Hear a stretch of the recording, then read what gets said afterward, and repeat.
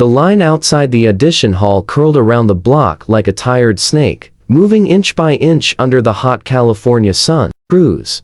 His shoes worn thin at the soles, his shirt neatly pressed but faded from too many washes. He was 17, but life had carved lines into his face that made him look older. In his right hand, he held a crumpled audition number. In his left, a small silver pendant shaped like a guitar, his only keepsake from his father. Mateo had flown to America for the first time in his life, using money borrowed from relatives, neighbors, and even the local fish vendor back in Cebu. His mother had cried quietly the night before he left, not because she doubted him, but because she knew how cruel hope could be. They lived in a one-room shack near the shoreline, where the smell of salt and fried fish mixed with the sound of karaoke machines every weekend. Mateo had learned to sing there, over the crash of waves and the laughter of drunk uncles, copying the voice that once filled their home through an old, scratched CD. Elvis Presley had been his father's hero. Every Sunday morning,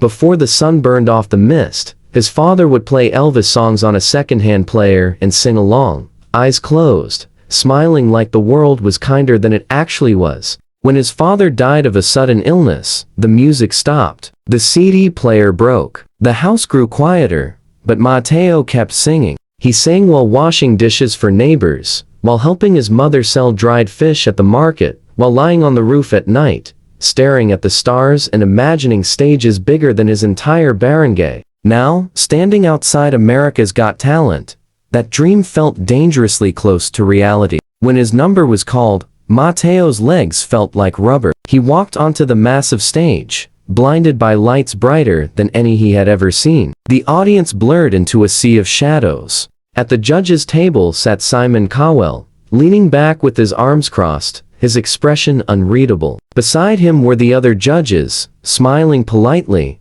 curious but cautious. They had seen thousands of singers. Mateo was just another nervous kid with a story. "Hello," one of the judges said warmly. "What's your name?" "Mateo Cruz," he replied, his accent thick but his voice steady. "Where are you from, Mateo?" "I am from Cebu, Philippines," he said, a small smile flickering across his face. "And how old are you?" "17, sir." Simon leaned forward slightly. "Why did you come all this way?" Mateo swallowed. "Because singing it is everything for me. And my father loved Elvis Presley. He always told me, if you sing with your heart, people will listen." Simon raised an eyebrow. "And what will you be singing today?" Mateo took a deep breath. "An Elvis Presley song." A few murmurs rippled through the audience. Elvis was risky. Everyone thought they could do Elvis. Very few actually could. "Whenever you're ready," Simon said,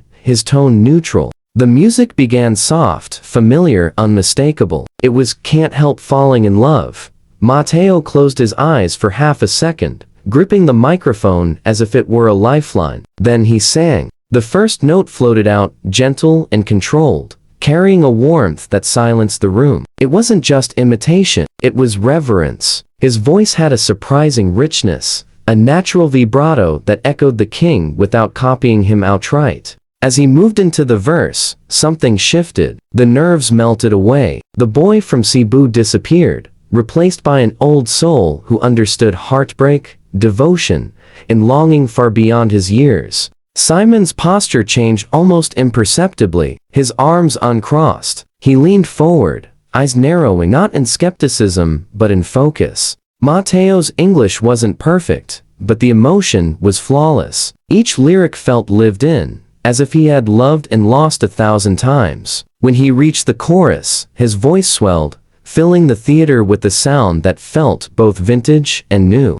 The audience sat frozen, afraid to breathe. Back in Cebu, if anyone had been watching, they would have seen the same boy he used to sing into a broken mirror, pretending the rusted tin walls were cheering crowds. But this was real. The lights were real. The judges were real. And the reaction building in the room was very real. As the song progressed, Mateo added subtle flourishes, tiny bends in the notes, a gentle sway of his body, a soft smile when the melody lifted. It wasn't showy, it was honest. And that honesty cut through every layer of cynicism the judges had built over years of auditions. By the final line, his voice dropped to a near whisper, delicate and aching. The music faded, silence followed. For a heartbeat, no one moved. Then the audience erupted. The applause came like a wave crashing against the shore, loud and relentless. People stood up, clapping, cheering, some wiping away tears they hadn't expected to shed.